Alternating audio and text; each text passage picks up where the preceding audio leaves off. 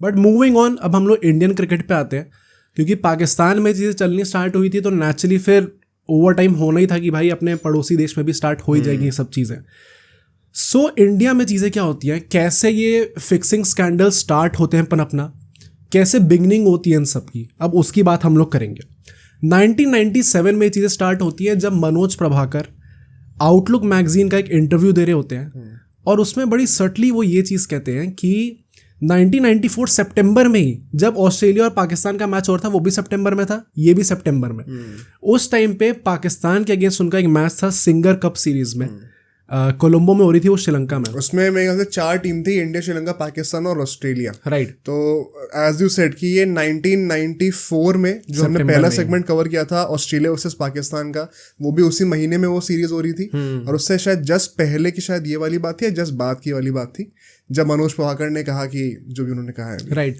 Manoj Prabhakar basically कहते ही हैं कि पाकिस्तान के अगेंस्ट जो मैच था उनका, वो मतलब उन्हें बेसिकली अंडर डिलीवर करने के लिए 25 लाख रुपए ऑफर करे गए उनके एक टीममेट से। अभी टीममेट कौन है एग्जैक्टली ये भी सस्पेंस आगे के रिवील होगा। शायद कई लोगों को ऑलरेडी पता होगा, बट जो लोग ये कहानी पहली बार सुन रहे हैं, जिन लोगों ने क्रिकेट रिलेटिवली नया देखना शुरू करा है, आप जेन्युइनली शॉक्ड हो जाओगे सुन के कि क्या नाम है ये जिस पे एलिगेशंस लग रहे हैं। एग्जैक्टली। सो इसके चलते ही नेचुरली जब आपका प्लेयर आके ऐसी चीजें बोलता है तो इन्वेस्टिगेशन होनी होती है। तो बीसीसीआई एक इन्वेस्टिगेशन स्टार्ट करती है, जो कि उस टाइम पे retired chief justice of India Chandrachud, वो लीड कर रहे थे इस चीज़ को। सो मतलब एकदम टॉप क्लास आपने आदमी को भी लेके आए हो इस चीज़ को पूरा लीड करने के लिए।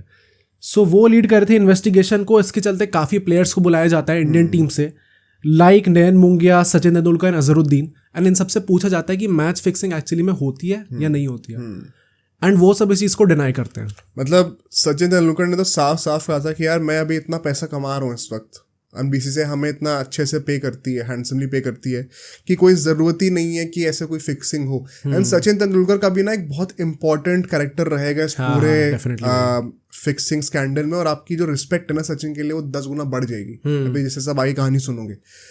बट और जो बाकी नाम थे, इवन अजहरुद्दीन, नयन मोंगिया, कपिल देव, उस टाइम के काफ़ी सारे ऐसे प्लेयर्स हैं जिनका बेसिकली चंद्रचूड़ रिपोर्ट क्या थी, मैंने तो पढ़ी है पूरी बैठ के, 2 हाउस में डिवाइडेड है।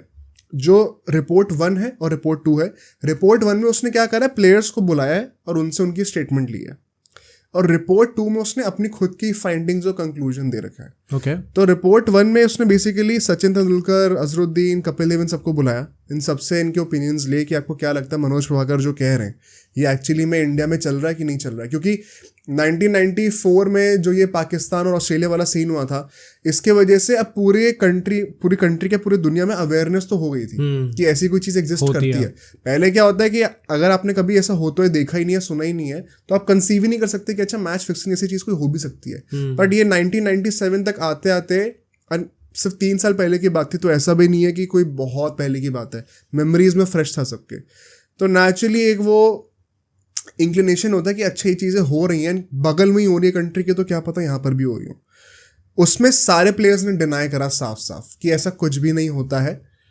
एंड जब मनोज प्रभाकर से पूछा गया, राइट, तो उन्होंने क्या स्टेटमेंट दिया वो काफ़ी, मतलब बेसिकली जब मनोज प्रभाकर ने इंटरव्यू दिया तो नेचुरली उनको भी बुलाना ही पड़ता है इसके चक्कर में। एंड वो 3-4 इंसिडेंट्स बोलते हैं dating as far back as 1991। मतलब अभी हम लोग सोच रहे हैं 1994 में वो पहला केस आया, मनोज प्रभाकर ने कह दिया भाई ये चीज़ें 1991 से चल रही हैं। विच बेसिकली मीन्स कि जो हमने अभी कहा कि ओरिजिन्स ऑफ फिक्सिंग क्या रहे हैं, वो basically origins of fixing on paper है, कि ये प्रूवन था या फिर ये किसी ने आउट इन दी ओपन आके बोल दिया, जैसे शेन वॉर्न ने बोला कि भाई 1994 में सलीम मलिक ने मेरे साथ ऐसा बोला करने को, इसलिए हम पूरे दुनिया में इसको मानते हैं as the first case of fixing scandal in cricket. पर क्या एक्चुअली में उससे पहले फिक्सिंग नहीं होती थी? जो मनोज प्रभाकर ने कहा उसके अकॉर्डिंगली इंडिया में ही हो रही थी, 1991 में ही हो रही थी, जो कि 3 साल पहले है।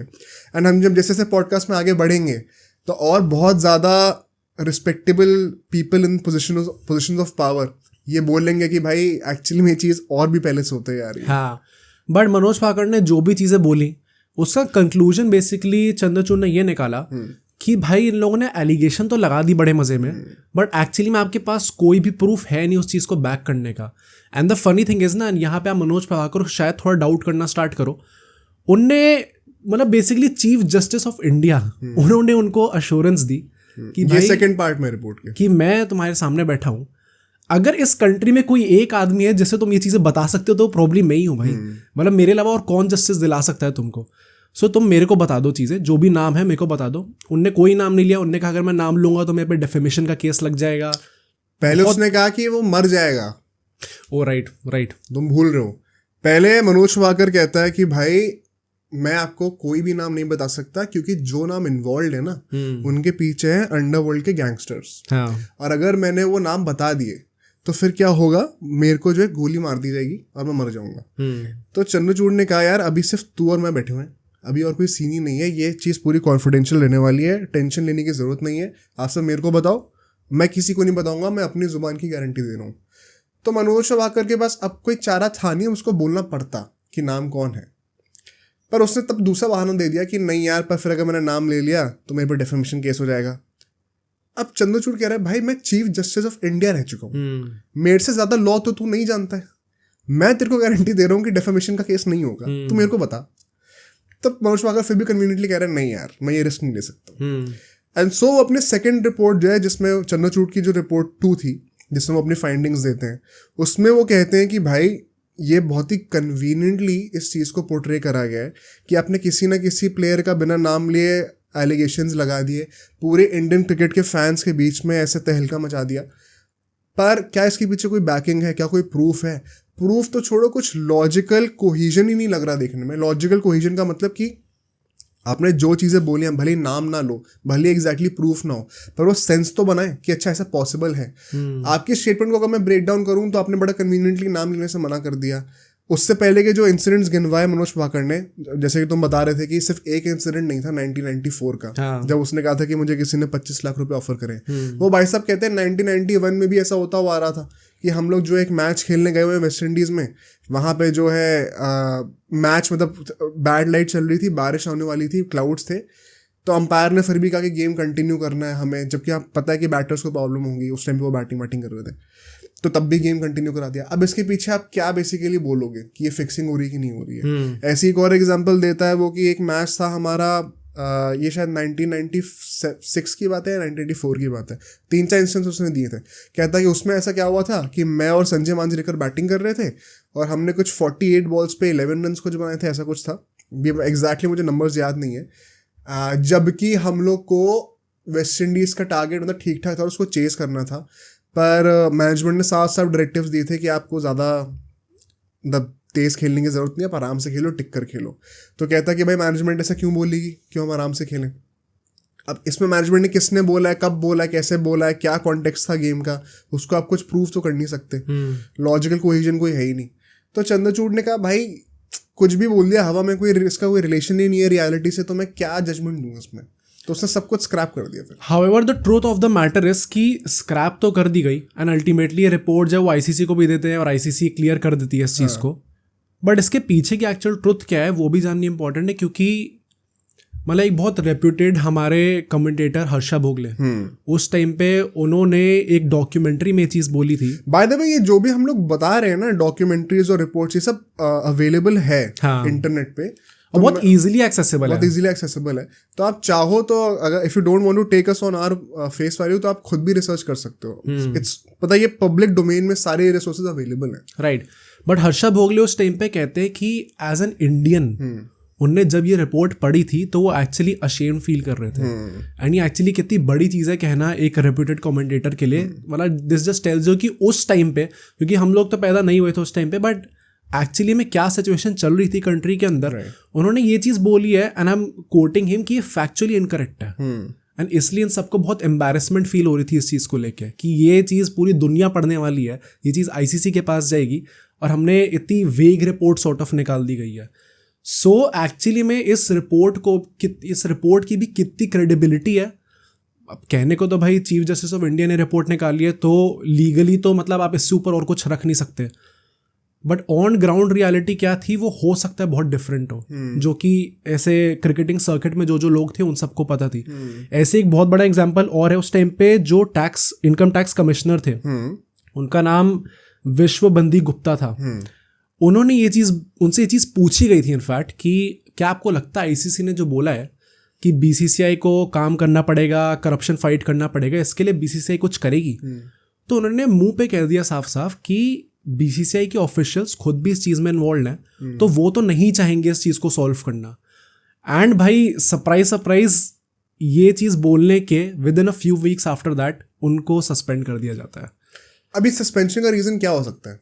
नहीं, वो सस्पेंशन का रीज़न यही था कि आपने जो इंटरनल इन्फॉर्मेशन है उसको आप ब्रीच कर रहे हो, जो कि बेसिकली उनकी पॉलिसी में होता है कि आप नहीं कर सकते। Which is I think fair. नहीं, ऑब्वियसली फेयर है, आप पब्लिक में आके सब चीज़ें नहीं बोल सकते। मतलब कोई बंदा अगर इसका कोरिलेशन निकाल रहा है कि अच्छा बीसीसीआई वालों ने पावर में इन्फ्लुएंस करके उनको सैक करवाया, तो आई थिंक वो थोड़ा इलॉजिकल हो जाएगा। हाँ, बट क्या वो सच था?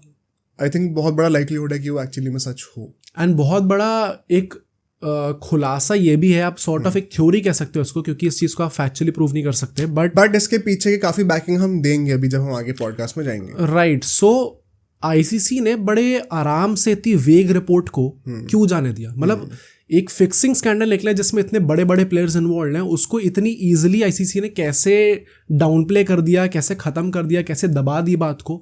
ये आईसीसी क्यों करेगा एक्चुअली में? उसका रीज़न ये है कि जब आईसीसी की मीटिंग्स होती हैं तो जितने नेशंस खेल रहे होते हैं उन सबसे एक एक रिप्रेजेंटेटिव आता है। तो जब भी कोई फिक्सिंग का टॉपिक उठता है ना, तो वो सारी कंट्री के जितने रिप्रेजेंटेटिव्स हैं वो कुछ ना कुछ के बात दबाने की कोशिश करते हैं और किसी एक आदमी को एक्सपोज नहीं कर सकते। क्यों नहीं कर सकते? क्योंकि अगर आपने एक आदमी को एक्सपोज करा तो वो दूसरे सबके चिट्ठे खोलेगा एंड उसके चक्कर में पूरे जितने टीम मेंबर है सब लोग फंसेंगे इसमें। मतलब बेसिकली तुम ये कहना चाह रहे हो कि फिक्सिंग सिर्फ इंडिया पाकिस्तान में नहीं, वाइड स्प्रेड थी। आई एम प्रिटी श्योर ऐसा हो ही नहीं सकता सिर्फ इंडिया पाकिस्तान में। और एक बंदा अगर फंसेगा तो बाकियों को भी लेके डूबेगा ही। तो इसलिए सब लोग के साथ में एक अनटोल्ड ये अनसेड अग्रीमेंट थी कि ना तू मेरी पोल खोलेगा ना मैं तेरी पोल खोलूंगा। हाँ। और ये चीज़ हो रही है आईसीसी में। तो बीसीसीआई में लोगों को ना पता हो ये कैसे हो सकता है? कुछ आइडिया, कुछ ना कुछ आइडिया तो होगा ही होगा, उस पर क्लियरली एक्शन नहीं लिया जा रहा है। पर हाँ, कंटिन्यू। मतलब अगर इनकम टैक्स कमिश्नर आके ऐसी चीज़ें कह रहा है, प्लस हर्षा भोगले जो कि क्रिटिंग सर्किट में थे उनने ये चीज़ बोली है, तो आई एम प्रिटी श्योर कि जो पोजीशंस ऑफ पावर में लोग बैठे हुए थे उन सबको इस चीज़ का आइडिया तो हो गई होगा। भाई मैं सोच ही नहीं सकता आइडिया ना हो। मतलब मेरा मेन पॉइंट वही है कि हर्षा भोगले उस टाइम पे भी वो नहीं थे जो कि आज की हाँ हाँ डेफिनेटली आज से 25-30 साल तो ज़्यादा हो गया, बट हाँ 25-26 साल पहले की बात है ये। उतने 25-26 सालों में उनका जो स्टैचर है वो और बढ़ा है। तो अगर वो उस टाइम पर भी इस कॉन्फिडेंस से बोल रहे थे कि वो ये चीज़ कैमरा पे आके बोल पाए, तो कुछ तो क्रेडिबिलिटी होगी ना भाई। डेफिनेटली। एंड इसी के चलते आईसीसी इस केस को दबा देती है। अब 2-3 साल तक कुछ नहीं होता, फिक्सिंग को लेकर कुछ बात नहीं होती, बट फिर ये टॉपिक वापस उठता है। और बाय द वे ये जो स्टोरी है अभी आपको लग रहा होगा कि ये खत्म हो गई है, बट इसका रिलेशन आगे निकलेगा। हाँ। अब हम चलते हैं अपने नेक्स्ट बिग स्कैंडल पे जो कि आई थिंक प्रोबेबली अब ये वो पॉइंट है जो कि which is the darkest phase in Indian cricket, darkest phase in cricket आप कह सकते हो, क्योंकि अभी तक हमने जितने प्लेयर्स का नाम लिया उससे भी ज़्यादा हाई प्रोफाइल प्लेयर्स अब इसमें इन्वॉल्व होंगे। एंड अब जो हम बोलने वाले ना इसमें जो फैक्ट्स प्रेजेंट किए जाएंगे वो प्रोबेबली काफ़ी क्लियर फैक्ट्स होंगे। अब सोचो अगर एक क्लिप इतनी बढ़िया थी तो पूरा का पूरा पॉडकास्ट कितना बढ़िया होगा। तो अगर आपको इसी क्लिप का पूरा पॉडकास्ट देखना है तो यहाँ पे क्लिक करिए, और अगर आपको ऐसे ही और क्लिप्स बिंज वॉच करनी है तो यहाँ पे क्लिक करिए।